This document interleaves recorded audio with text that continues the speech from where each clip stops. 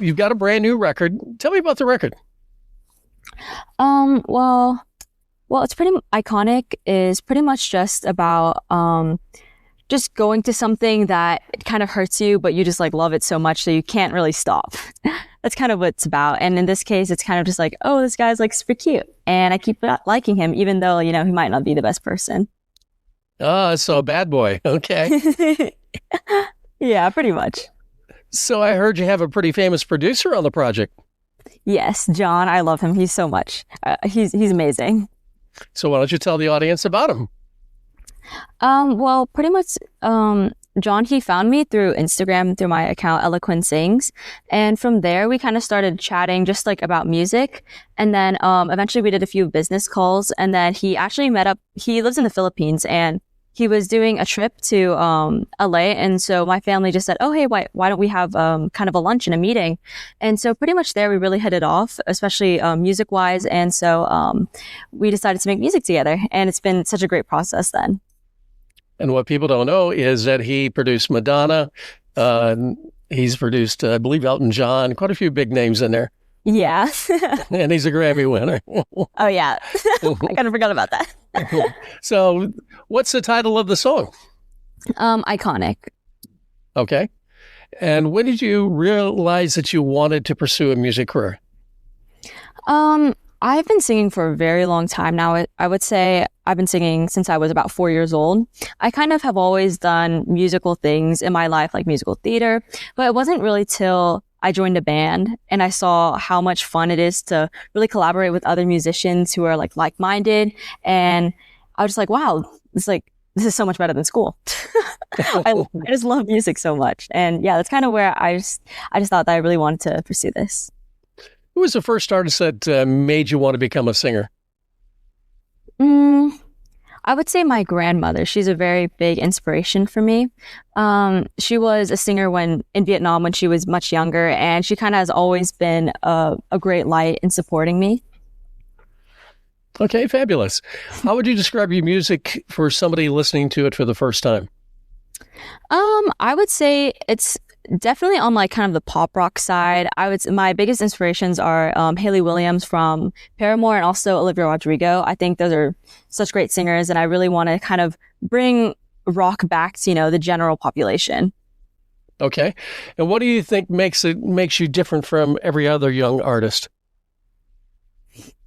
Well, I would say the biggest thing for me is I know that not a lot of Vietnamese women are kind of in the music industry, especially in America. And so I kind of want to be representation for the Asian community and say, hey, we can do this. We don't always have to be, of course, like doctors and lawyers are amazing, but it's kind of just nice to venture outside and do the creative. Okay. So do you write your own music, and what's your songwriting process? Yes, I do. I also get help from Jon, but I would say the first line of the song was, I slammed the door, but I don't lock it. And that's kind of just something I had down, and I kind of talked about it with Jon, and he was like, okay, let's like build off of this. And so pretty much we bounced back and forth, like the different ideas. And that's kind of how we came up with the song. Yeah, what's the biggest challenge of being an independent artist today for you? I think that the hardest part is kind of just how you have to do a lot of the things yourself. It's like you have to book the shows, you have to do your own hair, you have to do your own makeup, and kind of you're really the creative director in this whole entire process. How do you balance school, friends, and family and music? And since you're full-time in school? Well, I think the biggest thing I learned this year was definitely time management. I'm also a leader of a couple different clubs, or I'm part of a bunch of different boards. So a lot of it is just trying to get your work done as quick as possible. And then I use most of the night for my music, because that's kind of when I can think the most, when I'm not stressed about homework and I can just really focus on the music. What has been your biggest achievement so far in the music business? Honestly, I would say I'm just very glad that I was able to get the attention of just a couple different producers and just really be able to just put out music. Because I know a lot of people, they kind of write it, but they never get the chance to really record it and get to make a music video. And so I'm just really grateful to have those opportunities. Oh, one of your other achievements that I noticed that you hit 1 million streams on TikTok. Oh yeah. Yeah, that was kind of crazy. I was not expecting that. And on top of that, I heard you're on the radio a little bit with the Club Jumpers remix. Oh yeah. So that's kind of a big achievement. Yeah. But I think I'm just really great. In my head, I'm just really happy that at the end of the day, I get to make music and just really be a part of that creative process. Because for me, it's not necessarily like about the fame or about the views. It's just more that I'm able to share my creative process with the world. If you could open for any artist tomorrow, who would it be? Hayley Williams. Okay. I'm seeing her in October and I'm really excited. Oh, okay, great. What is the one thing fans would be surprised to learn about you? I would say that on top of music, I do a lot of things at school and I'm also a track athlete. Oh, okay. I would not have guessed that from looking at your social media. Yeah. But also I think that just I love writing, and also I love all sorts of different genres. Honestly, as I keep going on in my career, I want to go cross genres between, like, I would even do hyper pop, just regular pop, singer-songwriter. I love every single kind of genre, really.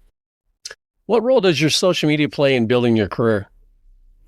I think that social media for me, just like for many artists, it's a way to get myself out there. It's pretty easy. You take a video and then you just upload it. And I think it makes everything very accessible. I'm able to talk with different people. I'm able to make connections. And that's how social media, that's how I found my band that I'm going to perform with in the summer. And I just think social media has been really great to me. Oh, good. Yeah. What's the best piece of advice either a mentor has given you or a family member? I would say the best piece of advice that I've just been given throughout this whole journey is just to keep going and not get discouraged.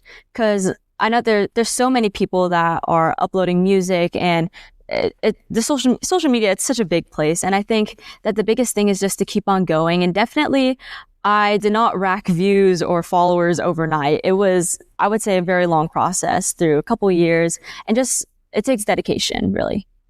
All right. What does success look like to you over the next 5 years? I think success to me is just to keep, sorry, 1 second. I would say success would be just to be able to keep producing music, keep making music, and just showing what I have to share to the world. But then also I would say, I want to make an EP and just keep making music. Okay. If a major label called you tomorrow, what would they need to understand about you before you sign? I think that I'm a very spontaneous person, and I really love to be a part of the creative process because I always have a lot of ideas in my head, and I want to be able to make sure that I also have a role in the process, because I think to me, music, it's a way of expressing myself, and I want to make sure that I'm able to have my part and say into it. Okay. What message do you hope listeners take away from your music? I think I really hope that whoever listens to my music, they just know that it's to have fun, it's to just keep enjoying life. Of course, sad songs, I love sad songs too. But, I think just to have fun and keep going in life. What is one song you wish you had written yourself? One song I wish I'd written myself. That's a good one. I would say a lot of Olivia Rodrigo songs, and there's an up-and-coming Asian artist. Her name's Tiffany Day, and I really love all her music. It's really creative, and I love just this genre that she's bringing into music right now. Okay. If you weren't pursuing music, what do you think you'd be doing? I'm actually interested in law. Or just in general in the business aspect. I'm a part of an organization called the Future Business Leaders of America, and I really like that. I'm part of the board too at school, and I just think it's a I think I definitely want to be kind of a leader in something. Okay. Who is on your team right now helping build your career? I would say, of course, Jon, but I think my family has been my number one supporters. Just my parents, my siblings, just all my aunts, uncles, and cousins. They really have been so supportive of me, and that's kind of what has been pushing me and really just encouraging me to keep on going. Fabulous. And what are you doing that most indie artists aren't willing to do? I would say that whenever I'm giving the chance to perform, I 100% love. I love performing so much. I would say I love the studio, but performing for me is the best part. And I think if someone gives me a gig, I'm just like, okay, I'm there. All right. So if you had $100,000 in marketing budget tomorrow, where would you spend it?